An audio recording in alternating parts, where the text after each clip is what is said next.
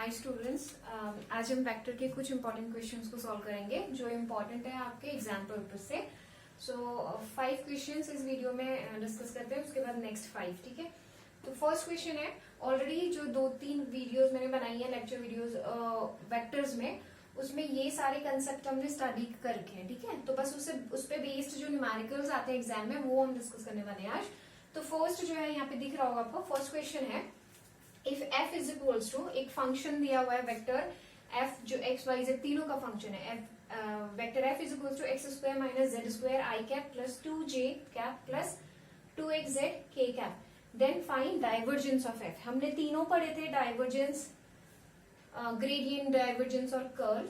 ठीक है, तो यहाँ पे हमें डाइवर्जेंस फाइंड करना है। फर्स्ट का सोल्यूशन है, फर्स्ट का सोल्यूशन हमें f दिया हुआ है, f वेक्टर जो दिया हुआ है वो है X square minus Z square आई cap plus 2j cap plus 2xz k cap, और फाइंड क्या करना है, डाइवर्जेंस ऑफ f। और इसको हम और कैसे लिख सकते हैं, हमारे पास 3 चीजें होती हैं। जब हम जो हमारा ऑपरेटर है उसको एक स्केलर फंक्शन से मल्टीप्लाई करते हैं सिंपल, तो वो हमें देता है ग्रेडियंट, इसको हम बोलते हैं ग्रेडियंट।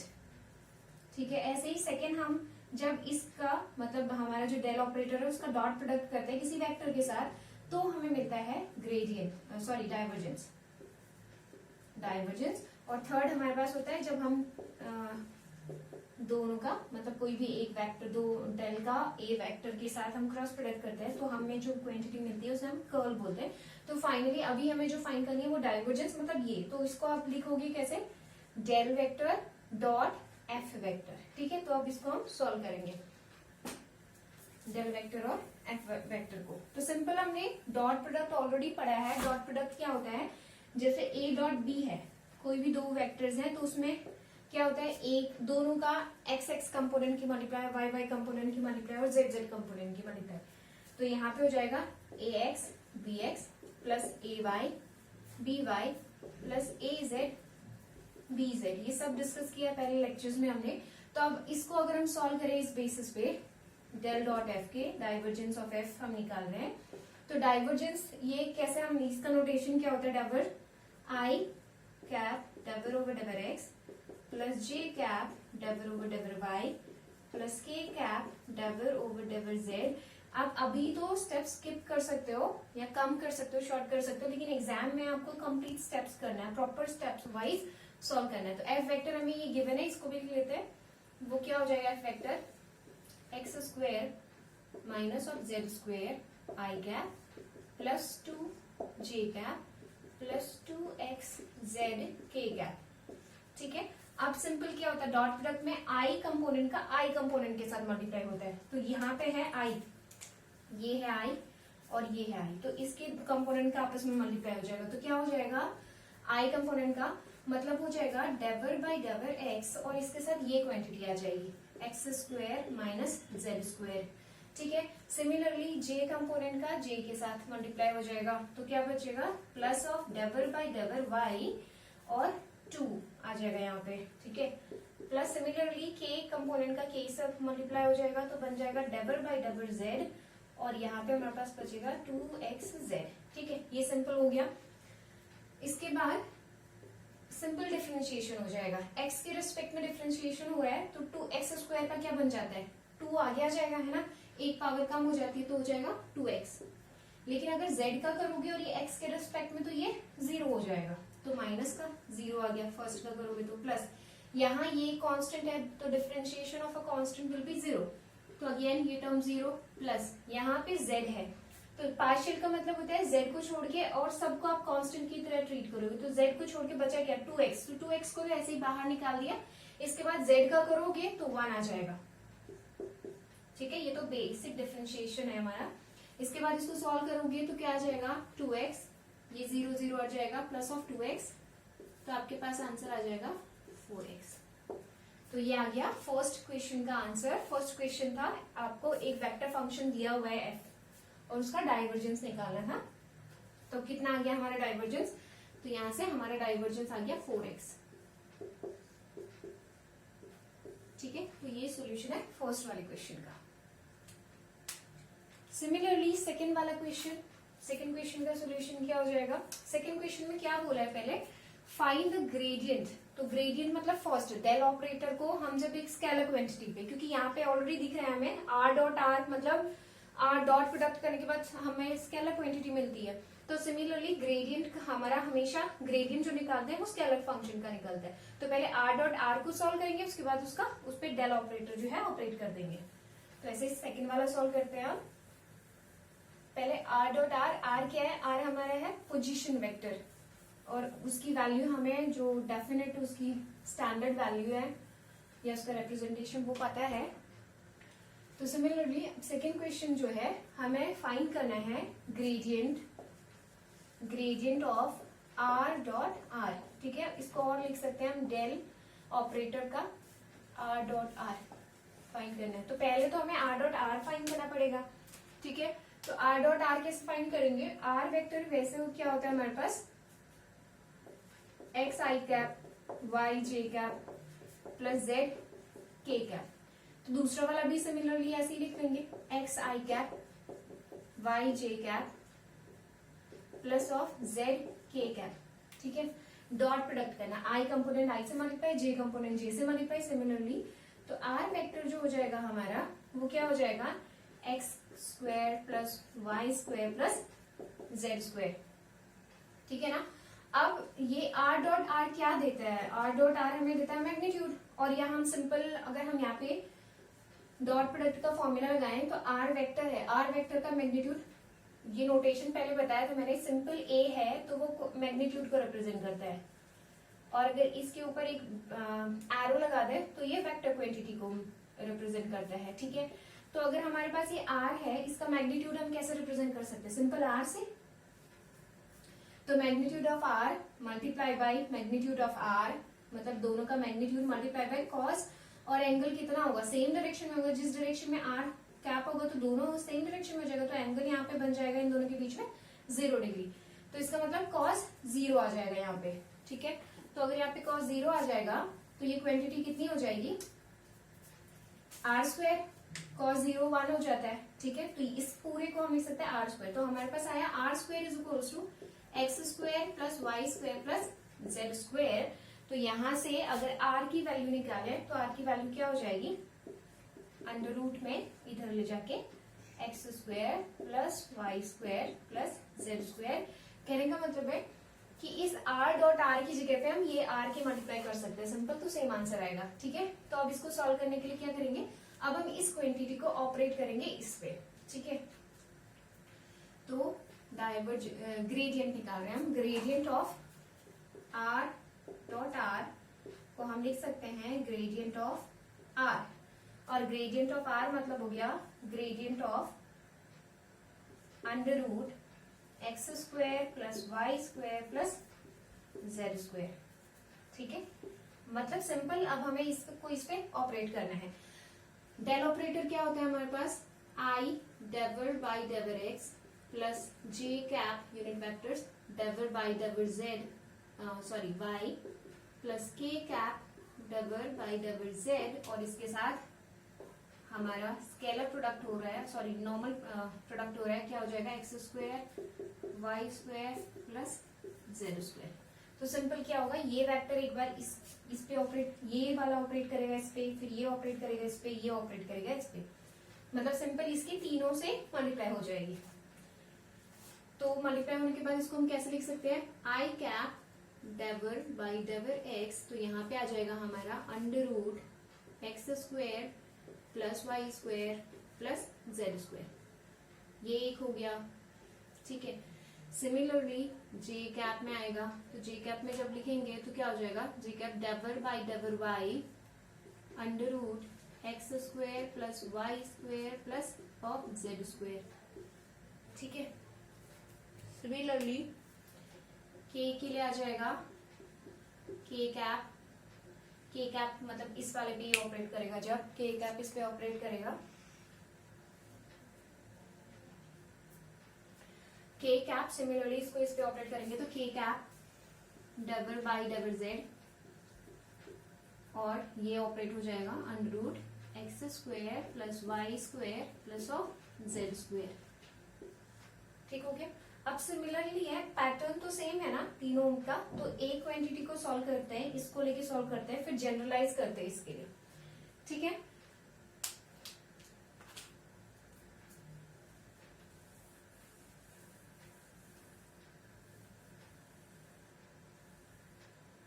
ठीक है। अब इस वाली एक कोई भी क्वांटिटी को हम लेके चलते हैं, सपोज ये वाला फर्स्ट, क्योंकि तीनों का पैटर्न तो सेम है, एक को सॉल्व करते हैं और देखते हैं फिर कि हम जनरलाइज कर पाते हैं दोनों को, नहीं तो बहुत लंबा कैलकुलेशन जाएगा। तो ये वाला हम लेके चल रहे हैं कि डेवर बाय डेवर एक्स, और इसको पे हम इसको ऑपरेट कर रहे हैं x square plus Y square plus z square पे। ठीक है, अब क्या होता है, इसका मतलब क्या है कि इसको ऐसे भी लिख सकते हैं कि इसकी पावर जो है वो हाफ है। ठीक है, तो जब डिफरेंशिएशन करते हैं तो जो पावर है वो आगे आ जाती है, पहली बात तो पावर आगे आ जाएगी, और फिर पावर 1 माइनस हो जाती है, n माइनस 1 मतलब 1/2 माइनस 1। तो हम लिख सकते हैं x square plus Y square plus z square, इसकी पावर हो जाएगी हाफ माइनस 1। ठीक है, हाफ माइनस 1। उसके बाद इस पूरी क्वांटिटी को हमने एक x माना था, पूरी ही क्वांटिटी को, है ना, तो इस पूरे का फिर से एक बार डिफरेंशिएशन होगा, तो x के रिस्पेक्ट में x का ही हो पाएगा, ये तो 0 हो जाएगा, तो इसका डेवर बाय डेवर एक्स स्क्वायर का करेंगे तो कितना हो जाएगा डिफरेंशिएशन। ये तो बेसिक है, आप लोग का आता होगा, है ना। तो सिंपल फर्स्ट हमने क्या किया, इसको कोई एक क्वांटिटी मान लिया, x मान लिया। ठीक है, तो उसमें जनरल क्या होता है कि पावर जो होती है वो आगे आ जाती है, और फिर होल टू द पावर -1, तो हाफ -1 हो गया। उसके बाद अंदर जिसको हमने एक क्वांटिटी माना था, ये सिंगल क्वांटिटी तो है नहीं, इसका दोबारा डिफरेंशिएशन करेंगे तो बस इसका होगा एक्स स्क्वायर का होगा, एक्स स्क्वायर का होगा तो 2x बच जाएगा। ठीक है, तो ये 2 से 2 कैंसिल हो गया, तो यहाँ पे क्या बचा हमारे पास X square plus Y square plus of Z square, और ये हाफ माइनस हाफ बच गया और x बचा यहाँ पे। ठीक है, अब देखो माइनस हाफ है तो हम इसको, ये ऊपर पावर में माइनस हाफ है, नीचे ले जाएंगे तो प्लस हाफ बन जाएगा, तो इसको हम ऐसे लिख सकते हैं x upon under root of x square plus Y square plus z square. ठीक है, अब ये जो क्वांटिटी है ये हम ये क्या रिप्रेजेंट करती है, r है, ये पूरी क्वांटिटी r है, मैग्नीट्यूड है ना, ये पूरी क्वांटिटी जो है वो r है, तो हम इसको लिख सकते हैं x/r। ठीक है, इसका मतलब जब हमने इस क्वांटिटी का डिफरेंशिएशन किया x के रिस्पेक्ट में तो आया x/r।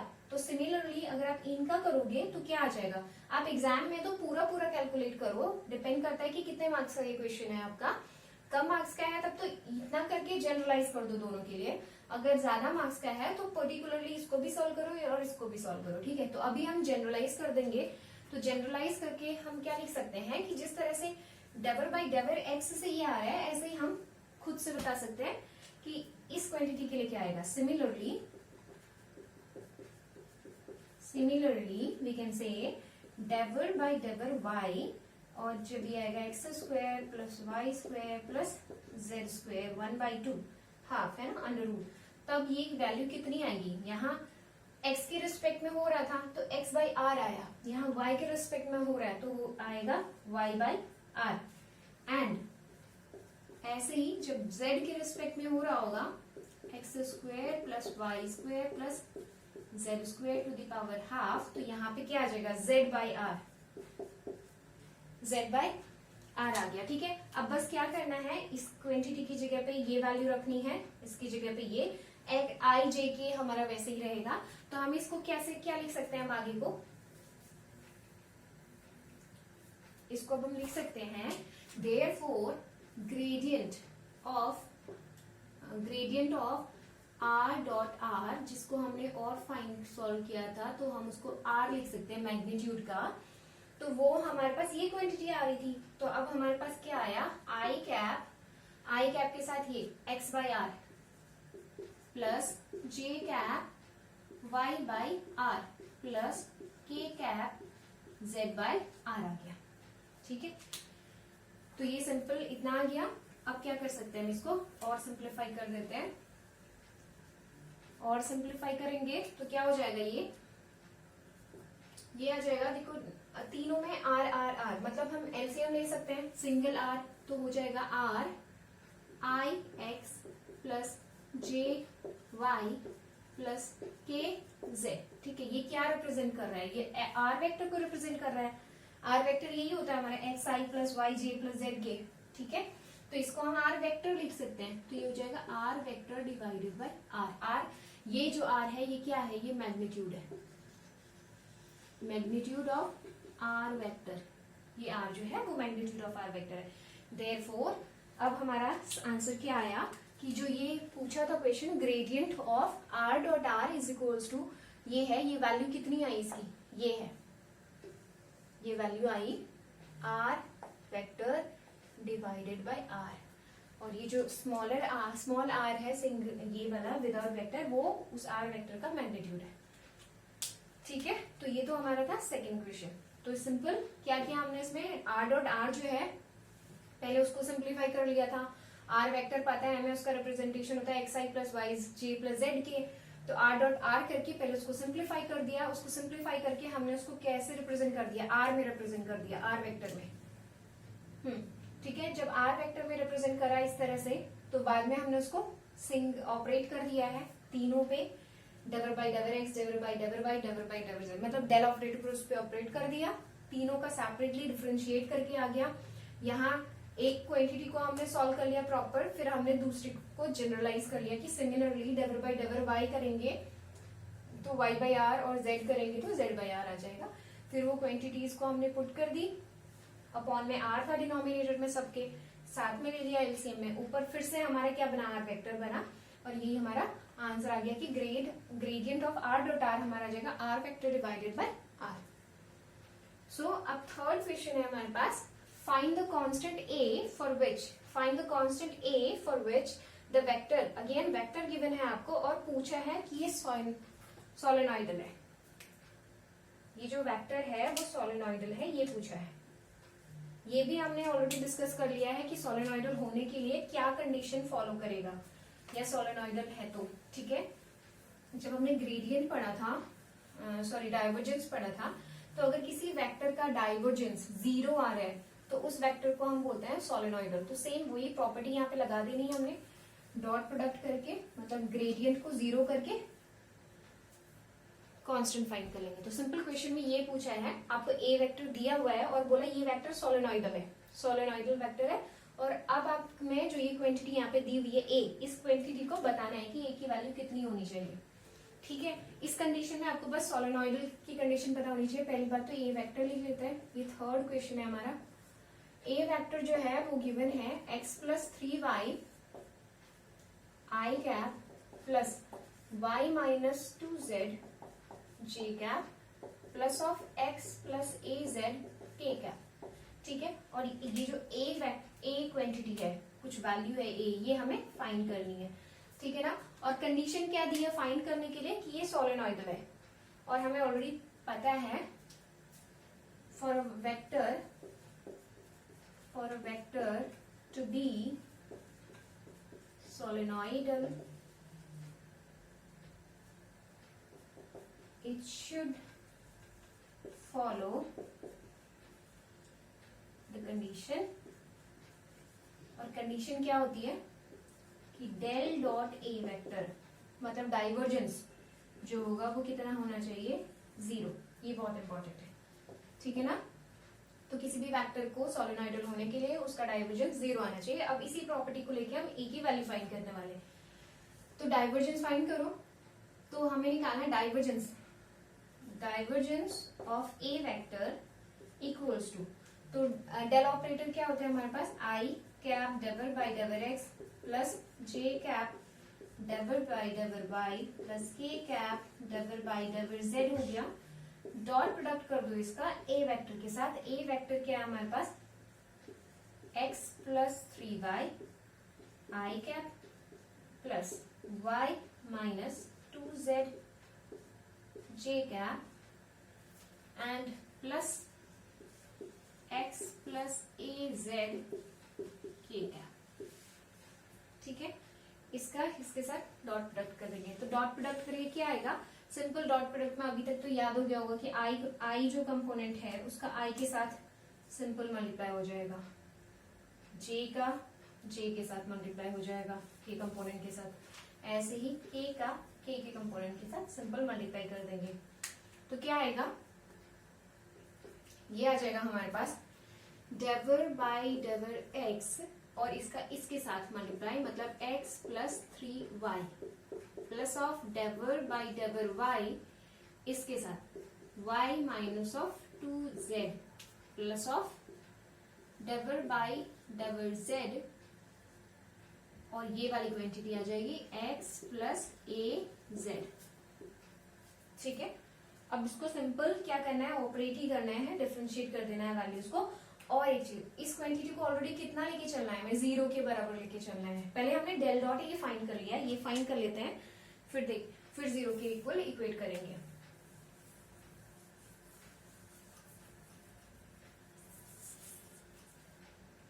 तो क्या कर दिया हमने, ठीक है, अब सिंपल ऑपरेट करो।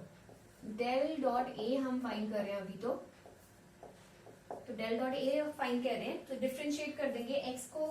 x को करेंगे डेवर बाई डेवर x तो 1 बचेगा, y को करेंगे तो 0 हो जाएगा, प्लस y के रिस्पेक्ट में y को डिफरेंशिएट करेंगे तो 1 आएगा, लेकिन z को करेंगे तो 0 हो जाएगा। ये दोनों कांस्टेंट्स हैं। ऐसे ही जब यहाँ आप जाएंगे z के रिस्पेक्ट में कर रहे तो x तो 0 हो जाएगा, लेकिन यहाँ क्या हो जाएगा, z वाली क्वांटिटी 1 हो जाएगी, बचेगा a। ठीक है, तो हमारे पास वैल्यू क्या आ गई यहाँ से 2 प्लस a। ठीक है, del dot a, divergence solenoid की कंडीशन क्या होती है, del dot a vector should be equals to 0। तो हम क्या कर सकते हैं, डेल डॉट ए ऑलरेडी हमारे पास कितना आया है 2 plus of a equals to 0, तो यहां से हमारे पास आ जाएगा a equals to minus of 2। तो ये आंसर हो गया, a की वैल्यू आई। सिंपल क्या था, ए वेक्टर दिया हुआ था और ये कांस्टेंट हमें निकालना था, कंडीशन दी थी जिससे निकालेंगे वो था सोलेनॉइडल है। सोलेनॉइडल होने के लिए क्या होता है, डाइवर्जेंस को 0 के बराबर होना चाहिए। तो पहले हमने इसका डाइवर्जेंस निकाल दिया इस प्रोसीजर से, डाइवर्जेंस आया 2 प्लस ए।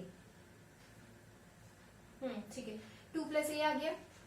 अब फिर उसके बाद हमने क्या किया, इस 2 प्लस ए को 0 के इक्वल कर दिया, तो यहाँ से ए की वैल्यू आ गई -2। मतलब अब इस वेक्टर में आप a की जगह पे -2 रख दोगे तो ये जो वेक्टर है वो क्या बन जाएगा, सोलेनॉइडल बन जाएगा। ऐसे ही फोर्थ क्वेश्चन है,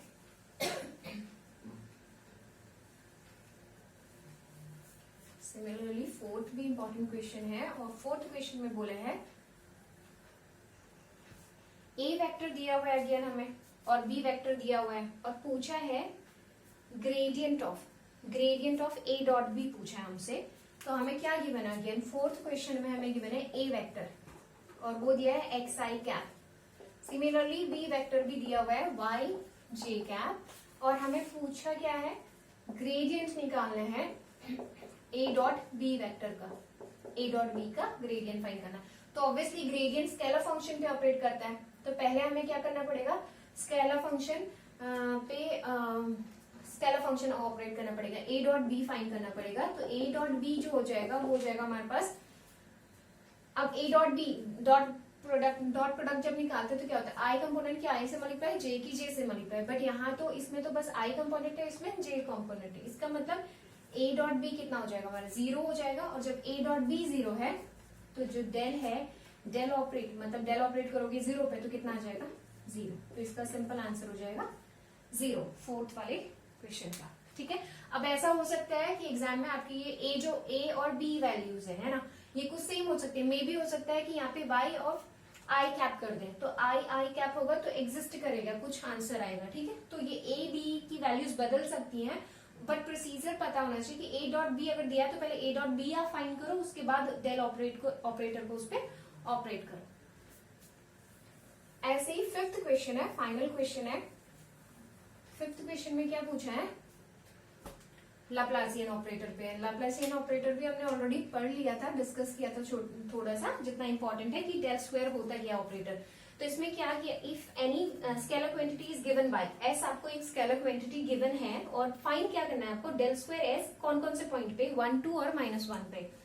तो एस पहले वेक्टर लिख लेते हैं, सॉरी ये स्केलर क्वांटिटी है तो वेक्टर साइन लगाएंगे, एस इज इक्वल टू हो जाएगा x square y plus of 3y square z square ये गिवन है क्वेश्चन में 2x² z क्यूब। ठीक है, ये क्वेश्चन गिवन है, आपको फाइंड करना है डेल स्क्वायर ऑफ s और पॉइंट कौन से, किस पॉइंट पे उसकी वैल्यू फाइंड करनी है, 1, 2 और -1।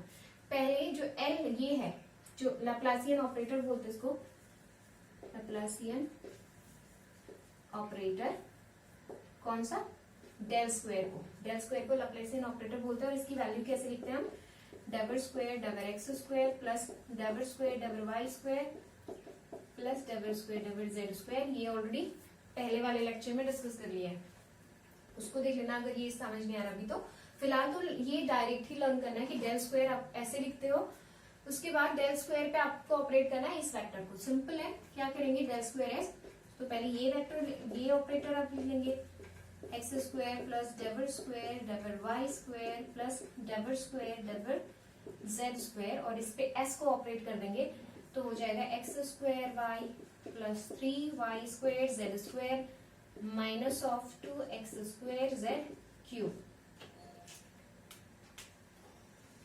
ठीक है ना, minus of 2x square z cube. बस सिंपल क्या करना है, हर बार ये क्वांटिटी एक बार पूरा इस पे ऑपरेट होगी, तो ऐसे करते हैं, पहले इसको इस पे ऑपरेट करते हैं।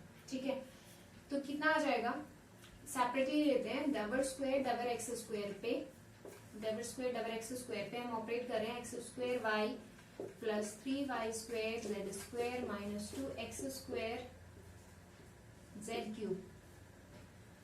क्या आंसर आएगा यहाँ पे, एक्स स्क्वायर ऑपरेट करेंगे इस पे, तो एक बार डिफरेंशिएट करेंगे तो 2x बचेगा, y बाहर आ जाएगा, 2x बचेगा, दूसरे बार में 2y बच जाएगा सिंपल, तो 2y।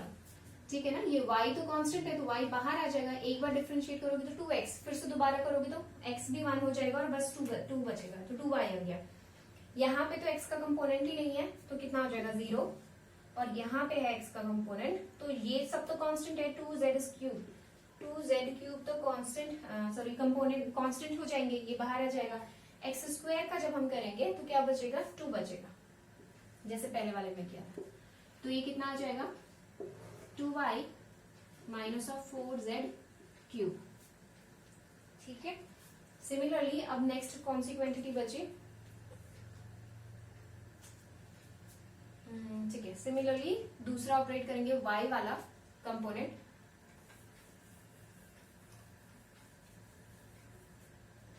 y कंपोनेंट को जब ऑपरेट करेंगे तो बन जाएगा double square double y square पे हम ऑपरेट करें इस पूरे s वाली क्वांटिटी को, x square y plus 3y square z square minus 2x square z cube.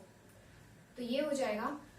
Similarly अभी देखो फर्स्ट में जब y तो है कंपोनेंट, ठीक है ना, एक्स स्क्वायर कॉन्स्टेंट की तरह काम करेगा, लेकिन y एक ही पावर है इसकी, 1 पावर, लेकिन 2 बार डिफरेंशिएट करना है, तो 1 टाइम डिफरेंशिएट करोगे तो 1 आ जाएगा, लेकिन सेकंड टाइम डिफरेंशिएट करोगे तो ये सारा कांस्टेंट बचेगा, तो हो जाएगा 0 प्लस सेकंड टाइम, अब इसमें करोगे तो y तो ठीक है, 3z स्क्वायर कांस्टेंट की तरह रहेगा क्योंकि पार्शियल डिफरेंशिएशन है, 3z स्क्वायर कांस्टेंट की तरह, और y स्क्वायर का करोगे तो 2 बचेगा, जैसे यहाँ पे एक्स स्क्वायर का करने पे 2 बच रहा था।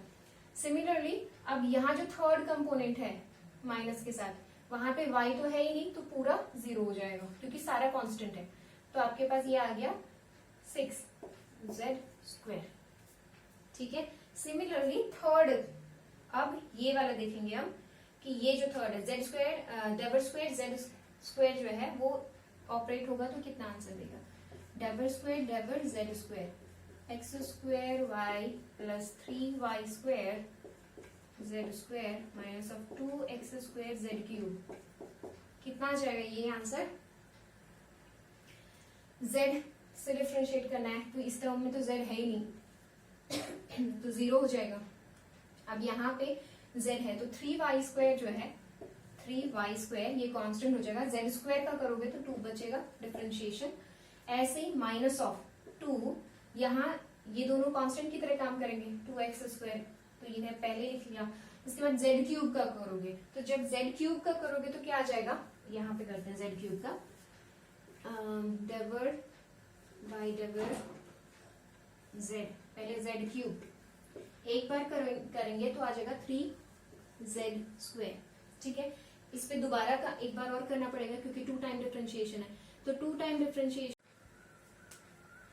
तो फर्स्ट टाइम डिफरेंशिएशन किया जब हमने सिंपल, तो इतना आ गया 3z²। ठीक है, सेकेंड टाइम जब डिफरेंशिएट करेंगे तो ये तो कांस्टेंट की तरह बिहेव करेगा, तो 3/z और z² का करेंगे तो कितना हो जाएगा, 3 ऐसे ही रहेगा ये बाहर वाला, और ये अंदर का हो जाएगा 2z। ठीक है, तो मतलब सिंपल आ गया 6z। तो यहाँ पे आ जाएगा हमारे पास 6z। जब क्या किया हमने, ये कांस्टेंट था, ये 0 हो गया, सेकंड इसका किया तो z, ये कांस्टेंट की तरह बिहेव, लेकिन z² का किया तो 2 आ गया, और थर्ड में 2x² तो ऐसे ही कांस्टेंट की तरह बिहेव करेगा, z³ का करेंगे तो हमने सॉल्व किया 6z आ गया। तो इसको सॉल्व कर लेंगे तो कितना आ जाएगा, 3 to the 6y² minus 12x²z। ठीक है, ये वैल्यू आ गई इतनी। अब हमने क्या करना है कि ये जो हमारा ∇2s निकाला है, हमने क्या किया, हमने तीनों क्वांटिटीज निकाल दी, इसकी मल्टीप्लाई इसके साथ, इसकी इसको ऑपरेट किया इस पे, फिर इसको ऑपरेट किया, तीनों वैल्यूज निकाल दी है। कहाँ निकाली है, कि ये वाली वैल्यू निकाली है, यहाँ निकाला है y और z। अब इन तीनों को साथ में लिख लेंगे तो क्या आ जाएगा, ∇2s हमारे पास आ जाएगा फर्स्ट x वाला कंपोनेंट ना, x² के साथ, तो वो ये वैल्यू है, कितना आया 2y माइनस ऑफ 4z³। ठीक है, सेकेंड y वाला कंपोनेंट वो हमारा है इधर प्लस ऑफ 6z²। थर्ड हमारे पास आ गया z वाला, तो z के साथ जब हमने किया था तो हमारे पास वैल्यू बची 6y² माइनस 12x²z। अब हमें क्वेश्चन में और क्या पूछा है, क्वेश्चन में हमें ये पूछा है कि ये ∇2s तो हमने निकाल दिया, पॉइंट भी गिवन है 1 2 और -1, तो हमें किस पॉइंट पे ये फाइंड करना है, 1 2 -1, 1 2 -1, मतलब 1 2 -1 का मतलब क्या हो गया कि ये जो क्वांटिटी, ये x की वैल्यू, ये y की वैल्यू और ये z की वैल्यू, तो सब्स्टिट्यूट कर देंगे यहाँ पे, तो क्या आ जाएगा हमारे पास 2y कितना है 2 माइनस 4, z कितना है हमारे पास माइनस का 1, तो माइनस का 1 की पावर 3 प्लस 6, z अगेन -1, तो -1 की पावर 2 यहाँ पे रखा जाए। फिर जब इस पे रखेंगे तो हो जाएगा प्लस ऑफ 6, y की वैल्यू कितनी है 2, तो 2²। ठीक है, माइनस 12x², x हमारे पास 1 है तो 1 का स्क्वायर, और z हमारे पास -1 है तो यहाँ पे आ गया -1। बस सिंपल सॉल्व कर लेंगे इसको, कितना आ जाएगा 4 -1 की पावर ऑड है, मतलब माइनस है, तो माइनस का 1 आएगा तो -1 -1 और -4 कितना हो जाएगा प्लस का 4। ऐसे ही -1 की पावर इवन है तो -1 -1 प्लस का 1 हो जाएगा तो आ जाएगा प्लस का 6। यहाँ पे 2 2 जा 4, ठीक है, तो 4 6 जा 24। ऐसे ही यहाँ पे कितना आ जाएगा, ये तो हो जाएगा सिंपल 1, तो -1 की -12 से मल्टीप्लाई हो जाएगी तो प्लस का 12 आ गया। सॉल्व करेंगे तो कितना आ जाएगा, ये हो जाएगा 10 14। ठीक है, तो हो गया 14, और ये दोनों का कैलकुलेशन करेंगे तो आ जाएगा 36। इसका मतलब कितना आ गया ये हमारे पास 50। ठीक है, तो ∇2s की जो हमारे पास वैल्यू आ गई, ∇2s की जो वैल्यू यहाँ पे आई है, ये वाली वैल्यू, ये कितनी आ गई हमारे पास 50 आ गई इस पॉइंट पे जब कैलकुलेट करेंगे। ठीक है, तो ये सिंपल मेथड था लाप्लासियन ऑपरेटर को ऑपरेट करने के लिए, और लाप्लासियन ऑपरेटर की वैल्यू हमें, मतलब ये जो उसका वैल्यू है ∇2 का, वो एग्जैक्ट याद होना चाहिए, बस फिर तो ऑपरेट ही करना है फाइनली। जिसमें अगर ये पॉइंट नहीं गिवन होता एक्स वाई जेड की वैल्यूज, तब तो यहीं पे छोड़ देते, एक्स वाई जेड की वैल्यूज गिवन थी तो हमने कैलकुलेट किया तो सिंपल हमारे पास आंसर कितना आ गया 50।